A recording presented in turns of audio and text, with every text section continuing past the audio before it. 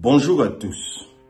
Des informations récurrentes et concordantes ont porté à notre connaissance ce qui est ourdi dans un ministère à Yaoundé contre le Parti camerounais pour la réconciliation nationale, le PCRN, contre ma personne et plus précisément contre ma candidature à l'élection présidentielle d'octobre prochain.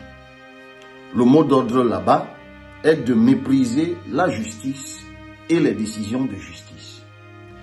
Et pour procéder par intimidation et essayer de manipuler ceux qui veulent bien les écouter, ils prétendent que la violation de la loi et la défiance vis-à-vis des décisions de justice ont été commanditées par une certaine hiérarchie. Je demande au peuple de se tenir en alerte, parce que 2025 ne sera pas comme les années précédentes. La bordélisation de la République, qui est le choix opéré par certains membres du gouvernement qui s'entêtent dans l'inconséquence, doit trouver un peuple éveillé, déterminé et conscient de ses droits.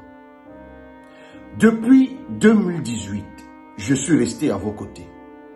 Au Parlement, je vous ai défendu. Nous avons cheminé ensemble. Nous avons ensemble fait face à toutes les persécutions et vous avez assisté, médusé, je le présume, au déroulement d'un long tissu de mensonges. Malgré tout cela, nous sommes restés ensemble, soudés, et nous réussirons ensemble. Je vous le réitère, moi, je ne vous trahirai jamais.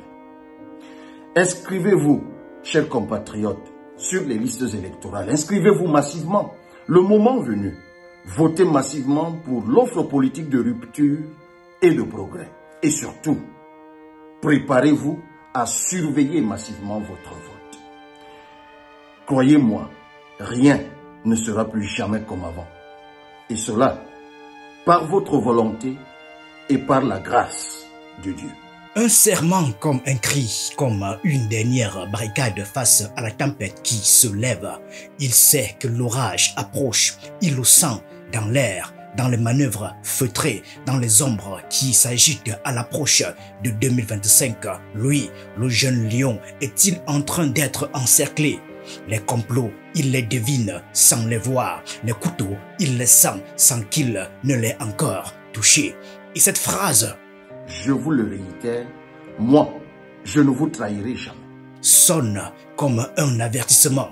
Mais à qui s'adresse-t-il vraiment? À son peuple? À ses partisans? À ceux-là qui l'ont porté en 2018 comme un souffle d'espoir? Ou bien alors à ceux qui, dans son propre camp, rêvent déjà de l'éclipser? Je demande au peuple de se tenir en alerte, parce que 2025 ne sera pas comme les années précédentes. La bordélisation de la République, qui est le choix opéré par certains membres du gouvernement qui s'entêtent dans l'inconséquence, doit trouver un peuple éveillé, déterminé et conscient de ses droits. Cabral Libi a cru aux rêves démocratiques, au combat loyal, aux règles du jeu respectées.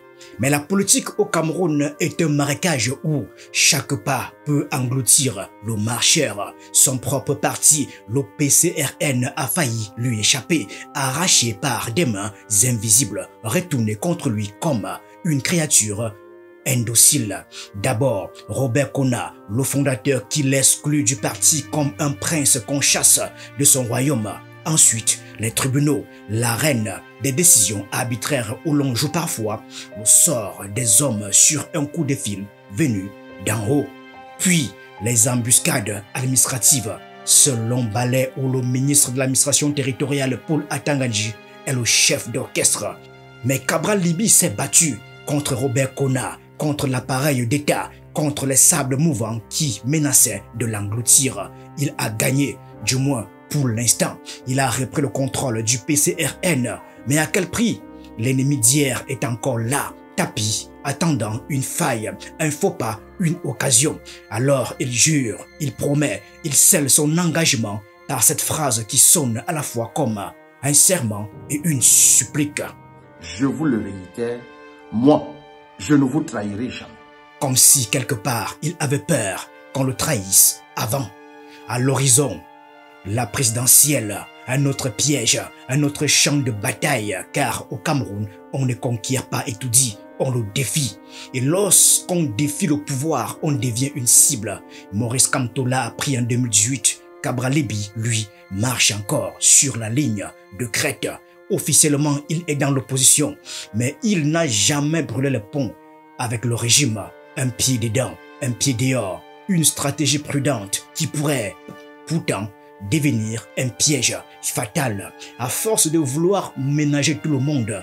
Ne risque-t-il pas d'être vu comme un opportuniste?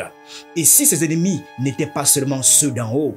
Et si la véritable menace venait de l'intérieur, de ceux qui, dans son propre camp, veulent un autre leader plus tranché, plus radical, de ceux qui, à Yaoundé, préféreraient un opposant plus docile, plus malléable? Je vous le réitère, moi, je ne vous trahirai jamais. Mais qui trahira en premier? La politique est une arène où les serments sont souvent des illusions. Aujourd'hui, Cabral Libby se drape dans la fidélité et l'honneur.